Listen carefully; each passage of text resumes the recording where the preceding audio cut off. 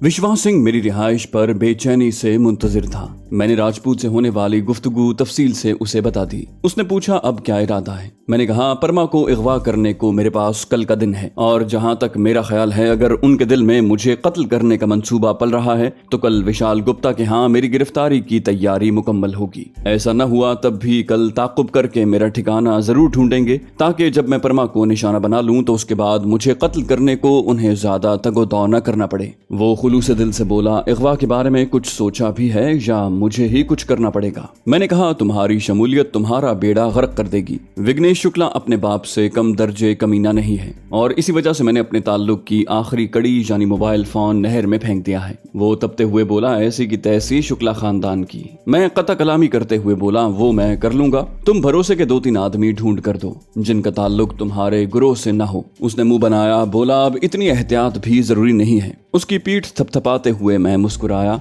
मैंने कहा तुम्हारे लिए नहीं कर रहा यार, अपनी भाभी प्रीतो के लिए फिक्रमंद हूँ। विश्वास सिंह ने गहरा सांस लेते हुए शिकस्त का ऐलान किया। बोला नज्जू चक्करबाज बेहतरीन बलूंगड़ा है, मजीद 2 आदमियों का बंदोबस्त भी वो कर देगा। बिलाशुबा औरत इंसान को कमजोर करती है। विश्वास सिंह कोई आम आदमी नहीं, धर्मू दादा का दस्तराज था, लेकिन जब बीवी की बात आई तो उसे पीछे हटना पड़ा। शुक्ला खानदान से टक्कर लेने की उसे जरा भी परवाह न थी मगर प्रीतो की थी और यकीनन वो प्रीतो पर आंच आते नहीं देख सकता था। मैंने पूछा वो कहाँ मिलेगा। उसने मोबाइल फोन निकाला, बोला पूछ लेता हूँ। मैंने जेब से एक नया मोबाइल फोन निकाल कर उसकी जानिब बढ़ाया। इस मोबाइल फोन से बात करो, तुम्हारा नंबर काबिल एतमाद नहीं रहा, मुझे शक है ऑब्जर्वेशन पर न लगा हो। डॉक्टर देवाशीष की तिजोरी से हमारे हाथ 10-12 फोन लगे थे जिनमें से 2-3 अब तक मेरे पास मौजूद थे। उसने अपने मोबाइल फोन से नंबर ढूंढ कर दूसरे में डायल किया और मोबाइल फोन कान से लगा लिया। राब्ता होते ही उसने अपना तारुफ करवाते हुए मुलाकात की ख्वाहिश जाहिर की। नज्जू के इस्तफसार पर वो बोला अपना ठिकाना बताओ तो मेरा आदमी घंटे 2 में वहीं पहुंच जाएगा। इस दौरान 2 काबिल एतमाद साथी भी ढूंढ लो क्योंकि कम से कम 3 आदमियों की जरूरत पड़ेगी। नज्जू चक्करबाज ने अपना पता बताकर राब्ता मुनक़ता कर दिया। विश्वास सिंह ने पूछा मंसूबा क्या है या मुझसे मख्फी रखोगे। वो ऐसा शख्स नहीं था कि कुछ छुपाया जाता। मैं साफ गोई से बोला कुछ बेहतर नहीं सोच सका हूँ मगर इतनी जल्दबाजी में और कुछ सूझ भी नहीं रहा। मेरा इरादा परमा को अस्पताल की पार्किंग में घेरने का है। मैं स्नाइपर राइफल से उसके मुहाफिजों से निपटूंगा। इस दौरान नज्जू और उसके साथी परमा को अगवा कर लेंगे। विश्वास ने ख्याल जाहिर किया, बोला मंसूबा बिल्कुल सादा है और खतरा मौजूद है। मैंने कहा जल्दी में यही सोचा जा सका है, तुम्हारे पास कोई बेहतर राय मौजूद हो तो बताओ। उसने नफी में सर हिलाया। मैंने पूछा मुंबई से निकलने का कोई बंदोबस्त कर सकते हो। उसने पूछा दूसरे मुल्क या शहर। मैंने कहा जो आसान लगे। वो बोला हो जाएगा, तुम लड़की पर कब्जा जमाओ, मैं बंदोबस्त करता हूँ। मैंने ताकीद की बहुत एहतियात से और खुद सामने न आना। उसने मुंह बनाया, बोला बच्चा नहीं हूँ यार, तुम पिताजी बनने की कोशिश न करो। मैंने कहका लगाया जिसके नाम का लाहिका सिंह हो उससे समझदारी और बखील से खैरात मिलने की तवक्को एक बराबर है। वो इत्मीनान से बोला तुम्हारी बेतुकी जुगतें इस काबिल भी नहीं हैं कि मुझे जरा सा गुस्सा दिला सकें। मैंने मौजू तब्दील किया, कहा नज्जू का पता मेरे हवाले करो ताकि मैं रुखसत लूं। उसने मशवरा दिया खाना खाकर चले जाना और मुझे अस्बात में सर हिलाना पड़ा। खाना खाकर मैं फार्म हाउस से निकल आया। एक मोबाइल फोन उसके पास छोड़ाया था ताकि उससे बेधड़क होकर राब्ता कर सकूं। अपनी मोटरसाइकिल मैंने वहीं छोड़ दी थी कि आगे कार की जरूरत पड़ सकती थी। राजपूत दादा से वसूल किए 10 लाख मैंने विश्वास सिंह के हवाले कर दिए थे ताकि कल शाम को उन्हें राजपूत दादा तक पहुंचा दे। बेउसूली में भी उसूल का ध्यान रखना मेरी फितरत है। जब उससे किए मुआहदे पर अमल नहीं करना था तो उससे वसूल की हुई रकम को इस्तेमाल में लाना कतई दुरुस्त न होता।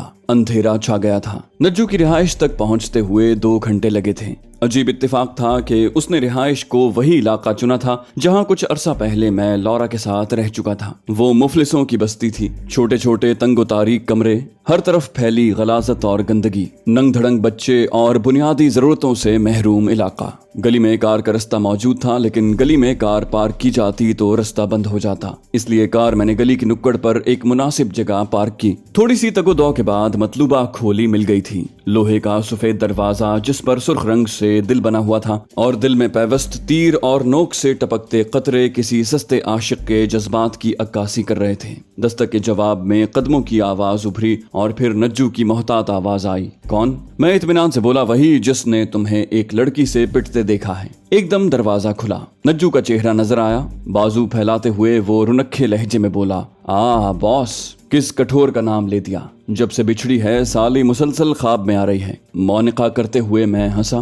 मैंने कहा, क्यों, पहली मार के असरात मादूम हो गए हैं। अलहदा होते हुए उसने मुझे अंदर आने का रास्ता दिया। बोला, जिस्मानी चोटों की कोई अहमियत नहीं है बॉस, अलबत्ता दिल पर जो जख्म आए हैं वो जल्दी ठीक होते दिखाई नहीं देते। मैंने इंकिशाफ किया, बहरहाल अब इन जख्मों के साथ ही जीना सीखो कि वो वापस चली गई है। उसने दुहाई दी। बोला, जानता था साली मोहब्बत अपनी किस्मत में नहीं है। फूलन देवी डाकू बन गई, अनुष्का शर्मा ने क्रिकेटर ढूंढ लिया, करीना कपूर को नवाब खानदान मिल गया, कतरीना कैफ लिफ्ट नहीं करवाती, और अब लॉरा ब्राउन इतनी दूर चली गई जहां गरीब नज्जू की चीखें भी नहीं पहुंचेंगी। मैं हंसा। मैंने कहा, फूलन देवी तो तुम्हारे दादे की हम उम्र थी, उससे कैसे इश्क कर बैठे। उसने मुंह बनाया। बोला, सपनों में किसी से भी इश्क हो सकता है। अनुष्का, करीना, कटरीना से भला कब मिला हूँ। मैंने कहा, हाँ, सिर्फ एक से मिले हो, और उसने भी वो धुलाई की है कि काफी अरसे तक साबुन और सर्फ की जरूरत से बेनियाज रहोगे। वो बोला, जख्मों पर नमक छिड़कना तो कोई आपसे सीखे। बहरहाल आजिज को कैसे याद किया। लकड़ी की कुर्सी पर बैठने का इशारा करते हुए वो मुद्दे पर आया। मैं बगैर लगी लिपटी रखे बोला, एक लड़की अगवा करनी है जिसके हमरा 8-10 मुहाफिज हर वक्त होते हैं। उसने अंदाजा लगाया। बोला, शायद वही लड़की है जिसका नाम लॉरा परी ले रही थी। कमबख्त का दिमाग काफी तेज था। लॉरा की गुफ्तगू उसे भूली नहीं थी और बगैर तफसील जाने वो परमा तक पहुंच गया था। मैंने इस बात में सर हिलाया। कहा, बिल्कुल वही लड़की है। उसने दोबारा अंदाजा लगाया। बोला, शायद धीरेंद्र शुक्ला की कोई रिश्तेदार है जिसका क्रियाक्रम आप लोगों ने उस दिन किया था। मैंने कुछ कहे बगैर ऊपर नीचे सर हिला दिया। उसने देर किए बगैर फैसला सुना दिया। बोला, काफी मुश्किल काम है बॉस, 3 लाख लगेंगे। मैंने भी देर न लगाई। बोला, मंजूर है। उसने पूछा, कब। मैंने कहा, कल। वो इत्मीनान से बोला, काम खतरनाक है लेकिन आपको मायूस नहीं करूंगा बॉस। मैंने तंबीह करना जरूरी समझा। एक बात ध्यान में रहे, लड़की को खराश भी नहीं आना चाहिए, वरना याद रखना इस बार माफी की कोई गुंजाइश नहीं होगी। उसने मुंह बसोरा। बोला, क्या है बॉस। खूबसूरत लड़कियों को सामने लाकर आजमाइश में डालते हुए आप अपने किस जज्बे की तस्कीन करना चाहते हैं। मैंने कहा, नज्जू, मैं ताकीद कर रहा हूँ, लड़की के साथ जरा सी भी छेड़खानी से पहले ये सोच लेना कि अंजाम सिर्फ दर्दनाक मौत होगा। उसने होंठों पर जबान फेरी। बोला, क्या बहुत ज्यादा खूबसूरत है। मैंने कहा, जिंदगी से खूबसूरत नहीं है। उसने मुझे तसल्ली दिलाई। बोला, बेफिक्र रहें बॉस, नज्जू को सिर्फ लॉरा ब्राउन से इश्क हुआ था, कोई इंडियन लड़की नज्जू को मुतासिर नहीं कर सकती। मैं इत्मीनान से बोला, फिक्र की जरूरत तुम्हें है क्योंकि स्नाइपर राइफल मेरे हाथ में होगी और मेरे लिए सर में गोली उतारना ऐसा ही है जैसे तुम्हारे लिए निवाला मुंह तक ले जाना। वो तानाजन हुआ। बोला, क्या लगता है मैं यूं ठीक तरह से काम कर लूंगा। मैंने बेनियाजी से कंधे उचकाए। पता नहीं, अलबत्ता यूं तुम मोहतात जरूर रहोगे और मुझे तुम्हारी जिंदगी से ज्यादा परी की इज्जत मतलूब है। उसने कहकहा लगाया। बोला, तुम इस लॉरा ब्राउन की बातें सही थी, आपको परी बीबी से मोहब्बत है। मैंने कहा, मतलब की बात बता दी कि मोहतात रहना और किससे रहना, अलबत्ता क्यों रहना है ये जानना तुम्हारे किस काम का। उसने हाथ जोड़ते हुए दुहाई दी। बोला, ऐसा ही होगा मेरे बाप, अब मंसूबे पर रोशनी डालो ताकि उसके मुताबिक बंदों का इंतजाम कर सकूं। मैंने कहा, कार्रवाई के एच नारीना अस्पताल एंड रिसर्च सेंटर की पार्किंग में होगी। पार्किंग अस्पताल के गरबी जानिब बनी है। मैं शुमाली जानिब सड़क के पार बिल्डिंग की छत पर मौजूद होऊंगा जो गणेश जी महाराज पार्क और के एच नारीना अस्पताल की पार्किंग के दरमियान में पड़ती है। मैंने मोबाइल फोन पर नक्शा खोलकर उसे दिखाया। इस रिहायशी बिल्डिंग की छत पर जाना मेरे लिए कोई मसला नहीं होगा और अंदाजे के मुताबिक यहाँ से पार्किंग का हवाई फासला 600-700 मीटर से ज्यादा नहीं होगा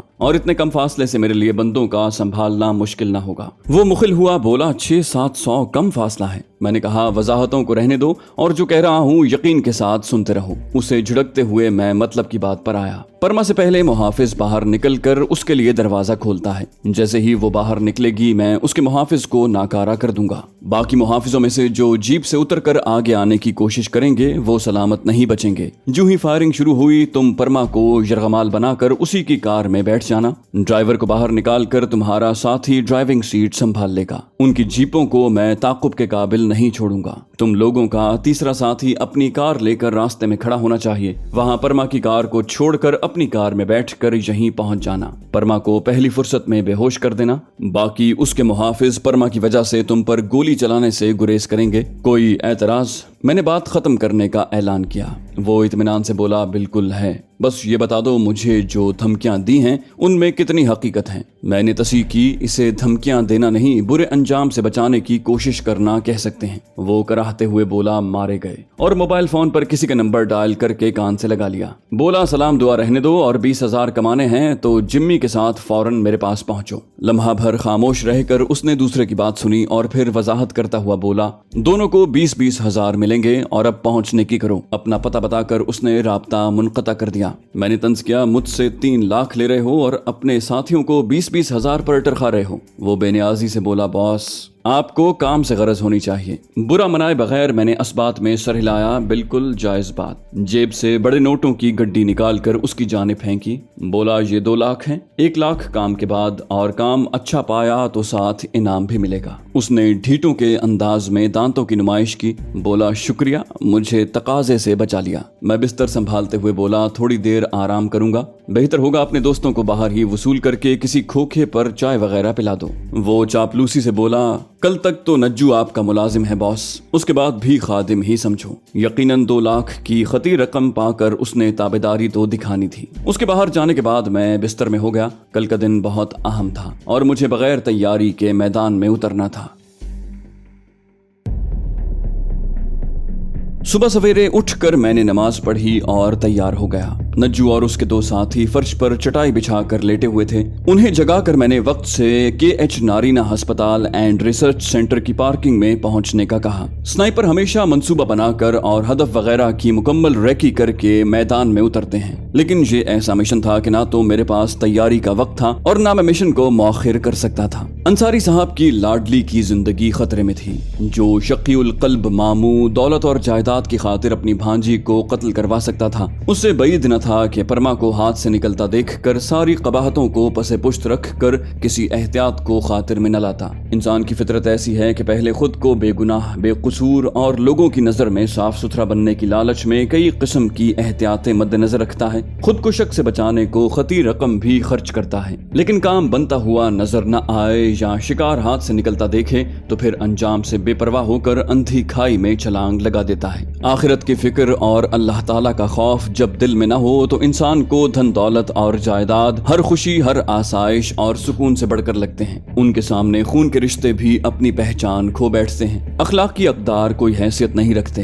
रहमदिली, हमदर्दी और इंसानियत कोई मानी नहीं रखते। और परमा बेचारी का वास्ता भी ऐसे ही खानवादे से पड़ा था। नाना ने अपनी अना, झूठी गैरत और इस्लाम और पाकिस्तान दुश्मनी की वजह से बेटी का बलिदान दिया था। नवासी को उसके बाप की शफकत से महरूम रखा था तो मामू दौलत की खातिर उसकी जान के दर पे था। खोली से निकलकर मैं कार के पास पहुंचा। डिग्गी का कुफल खोलकर SR1 के बैग का जायजा लिया और गणेश जी महाराज पार्क को चल पड़ा। तुलुए आफ्ताब के थोड़ी देर के बाद मैं मतलूबा रिहायशी बिल्डिंग के पास पहुंच गया था। वो इमारत मैं 1-2 बार पहले सड़क से गुजरते हुए देख चुका था और उसकी बुलंदी से KH नारीना अस्पताल की पार्किंग में फायर करना मुश्किल न था। शोभा मंजिल की 5-6 मंजिला इमारत में बहुत से रिहायशी फ्लैट बने हुए थे। पार्किंग में कार खड़ी करके मैंने SR1 का बैग निकाला और सीढ़ियों के जरिए आखिरी मंजिल पर पहुंच गया। छत पर जाने को लोहे की एक पतली सी सीढ़ी लगी हुई थी जिस पर लोहे का एक पट वाला दरवाजा बना हुआ था। दरवाजा खोलने को ऊपर उठाना पड़ता। छत पर पहुंचकर मैंने सीढ़ी भी ऊपर घसीटी और दरवाजा गिरा दिया। सर्दियों की सुबह को किसी का 8-9 बजे ऊपर आना मुतवक्के न था,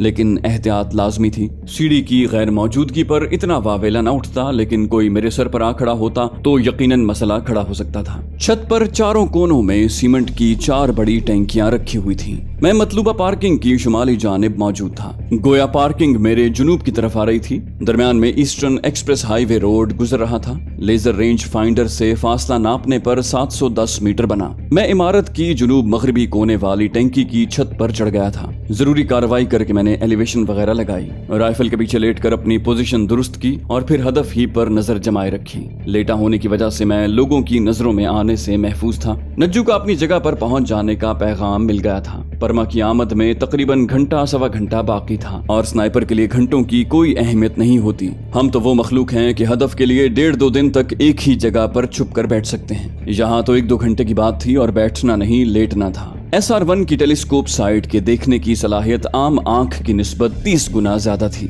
मतलूबा पार्किंग बिल्कुल वाजे और साफ नजर आ रही थी। परमा की आमद का वक्त करीब आया तो मैं नज्जू को कॉल करने लगा। उसकी चहकती हुई आवाज उभरी, बॉस हम तैयार हैं। ऐसी हालत में उसका पुरएतमाद लहजा जाहिर कर रहा था कि वो इस काम के लिए मौजू शख्स था। अगर लॉरा ब्राउन मौजूद होती तो उसे स्नाइपिंग पर बिठाकर मैं खुद परमा को अगवा करता, मगर अब वो चली गई थी और मंझे हुए स्नाइपर के अलावा कोई आदमी इतने फासले से हालात को काबू में नहीं कर सकता था। किसी एक आदमी को निशाना बनाना इतना मुश्किल नहीं होता जितना बहुत ज्यादा लोगों पर निशाना साधना होता है। मुसलसल शिस्त तब्दील करना, एक हदफ से दूसरे हदफ पर जाना यूं कि कोई गोली खता न जाए, और खास तौर पर जब लोगों को कत्ल करने की बजाय वहां अपने आदमियों की हिफाजत मलहूज हो। उम्मीद यही थी कि परमा का कोई मुहाफिज उसे निशाना बनाने की कोशिश न करता, मगर गोली में अक्लो शऊर नहीं होता, ना उसकी आंखें होती हैं। अंधाधुंध फायरिंग के नतीजे में कोई उचटती हुई गोली उसे निशाना बना सकती थी, और ऐसा होने की सूरत में पिछले कई माह की तपस्या खाक में मिल जाती।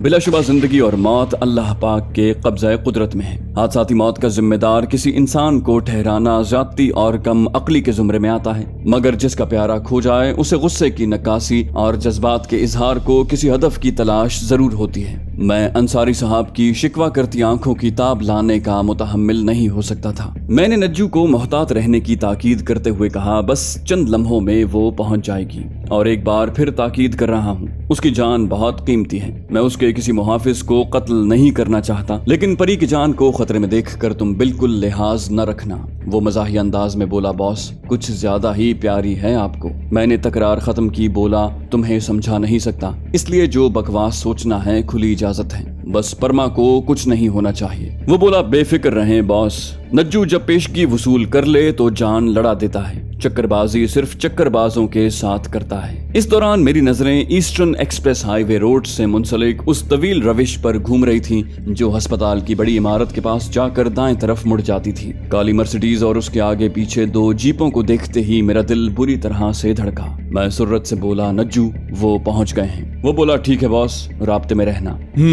मैंने हुनकारा भरने पर इक्तिफा किया और नजरें जानी पहचानी मर्सिडीज पर गाड़ दी। सुबह रवि से चलते हुए तीनों गाड़ियां पार्किंग के अंदर दाखिल हो गईं। पार्किंग काफी वसी थी। ड्राइवर ने मर्सिडीज शुमाली जानिब मोड़कर रिवर्स करके जनूबी कोने में लगाई, यूं कि कार के बोनट का रुख शुमाली जानिब हो गया जिधर मैं मौजूद था। जीपें मगरिबी कोने की तरफ बढ़ी। ड्राइवरों ने जीपें घुमाकर उनकी पुश्त मगरिब की तरफ करते हुए बोनट का रुख मशरकी जानिब कर दिया था। मर्सिडीज के रुकते ही मुझे नज्जू की आवाज सुनाई दी, बॉस मैं करीब जा रहा हूँ। मैंने कहा, तैयार रहना। परी के बाहर निकलते ही मैं काम कर जाऊंगा। उसे हिदायत देते हुए मैंने मुहाफिज पर शिस्त बांध ली। दरवाजा खोलकर वो सूरत से बाहर निकला और अकबी सीट का दरवाजा खोल दिया। परमा ने नजाकत से पांव बाहर धरा। मुहाफिज ने एक तरफ होकर परमा को गुजरने का रास्ता दिया। तब उसका चेहरा मेरी जानिब था। मैंने उसके दाएं कंधे पर शिस्त साधी हुई थी, क्योंकि एक तो परमा उसके बाएं जानिब मौजूद थी, यूं परमा को गोली लगने का खतरा बिल्कुल न होता। दूसरा, दायां हाथ नाकारा हो जाने पर वो मज़ाहमत के काबिल न रहता।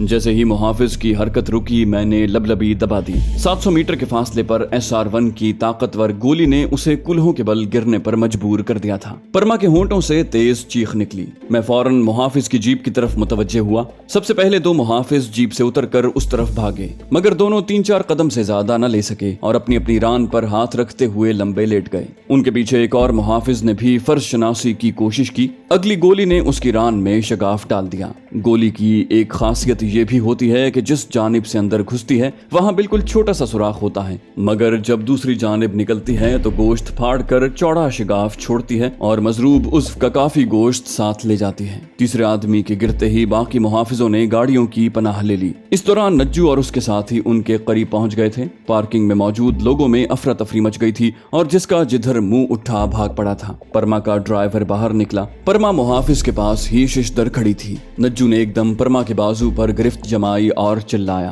प्लीज मिस, कार के अंदर हो जाओ, गोलियां चल रही हैं। वो हकला गई, जी भाई। उसी वक्त मेरी राइफल ने 5वीं गोली उगली और मुहाफिज को संभालने वाला ड्राइवर कूल्हे पर गोली खाकर उसके ऊपर ही औंधे मुंह गिर पड़ा। यहाँ से निकलना पड़ेगा वरना राजकुमारी मारी जाएगी, नज्जू पुरतशवीश अंदाज में कहता हुआ अकबी नशिस्त में परमा के साथ बैठा, जबकि उसके साथी ने ड्राइविंग सीट संभाल ली थी। परमा हकला गई, कौन है आप? नज्जू ने उसे तसल्ली देना चाही। फिक्र न करो, हम आपको बचाने आए हैं। इस दौरान उसके साथी ने कार स्टार्ट करके आगे बढ़ा दी। परमा की तेज आवाज उभरी, कार रोको, हमारे मुहाफिज मौजूद हैं, हम तुम्हें नहीं पहचानते, मदद कोई है? और फिर कक कक की आवाज, जैसे परमा के होंठों पर कुछ रखा गया हो। नज्जू की शरारती आवाज उभरी, बोला, लें बॉस, आपकी शहजादी को अपनी जुराब सूंघा दी है, अब 1 हफ्ते तक आंख नहीं खोलेगी। यकीनन उसने परमा को नशावर दवाई सूंघाई थी या गर्दन की रग वगैरह दबाकर बेहोश किया था। फिर भी मैंने झड़कना जरूरी समझा।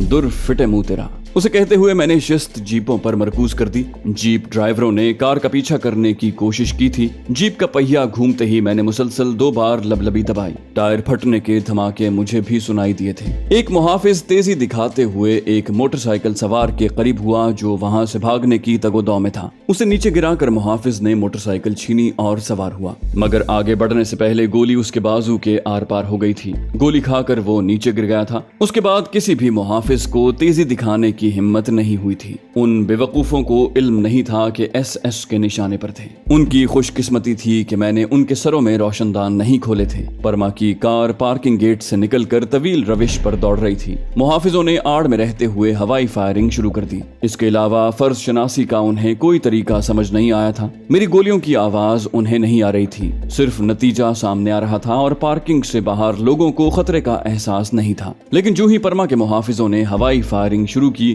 हर तरफ सरासीमगी फैल गई थी। परमा की कार जो ही सड़क पर चढ़ी, मैंने राब्ता मुनक़ता किया और SR1 को खोलकर बैग में मुंतकिल करने लगा। उसमें 2 मिनट से ज्यादा खर्च नहीं हुए थे। तीसरे मिनट के आगाज में बैग पुश्त पर लटका कर मैं टैंकी से उतर रहा था। छत के दरवाजे तक मैं भागते हुए पहुंचा। सीढ़ी नीचे लटकाते हुए मुझे 3 आदमी नीचे खड़े नजर आए। वो गालिबन सीढ़ी के गायब होने पर तबसरा कर रहे थे। मुझे देखते ही हैरान रह गए। ओए कौन हो? ऊपर क्या कर रहे थे? सीढ़ी क्यों उठाई थी? तीनों के होंठों से एक साथ 3 मुख्तलिफ सवाल बरामद हुए। लहजा काफी सख्त और अंदाज बाज पुरस वाला था। मैं जवाब दिए बगैर नीचे उतरने लगा। मुझे खामोश पाकर एक बाकियों से तस्दीक चाहने लगा। ये देखा भाला तो नहीं लगता। उनके जवाब से पहले मैं नीचे उतर चुका था। कदम फर्श पर धरते ही मेरा दायां हाथ जेब में दाखिल हुआ और वापसी पर उसमें साइलेंसर लगा पिस्तौल मौजूद था। उनके जारहाना तेवर और तुर्शी और तुंदी एकदम हवा हो गई थी। निस्बतन बड़ी उम्र वाला हकलाया, भाई साहब क्षमा चाहते हैं, शायद आपको हमारा पूछना बुरा लगा। मैंने कहा, मेरे अपने फ्लैट में पहुंचने तक कोई भी यहाँ से हिला तो नतीजे का जिम्मेदार खुद होगा। उन्हें धमकाते हुए भी मैंने रुकने की कोशिश नहीं की थी। सीढ़ियों के करीब पहुंचते ही एक कदम में 2-2, 3-3 सीढ़ियां अबूर करते हुए मैं नीचे उतरने लगा।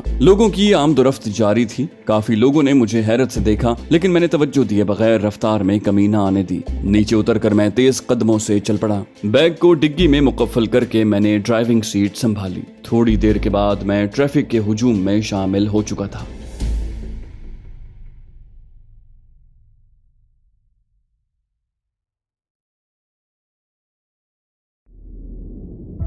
दोस्तों, उम्मीद करते हैं आपको हमारी वीडियो पसंद आई होगी। अगर आप इस्लामी और तारीखी शख्सियात पर मबनी कहानियां सुनना चाहते हैं तो हमारे दूसरे चैनल दास्तान को सब्सक्राइब कीजिए और कमेंट सेक्शन में हमें बताइए कि आप कौन सी तारीखी और इस्लामी कहानियां सुनना चाहते हैं। जाने से पहले वीडियो को लाइक कर दीजिए। इंशाल्लाह अगली किस्त में आपसे मुलाकात होगी। तब तक अल्लाह हाफिज।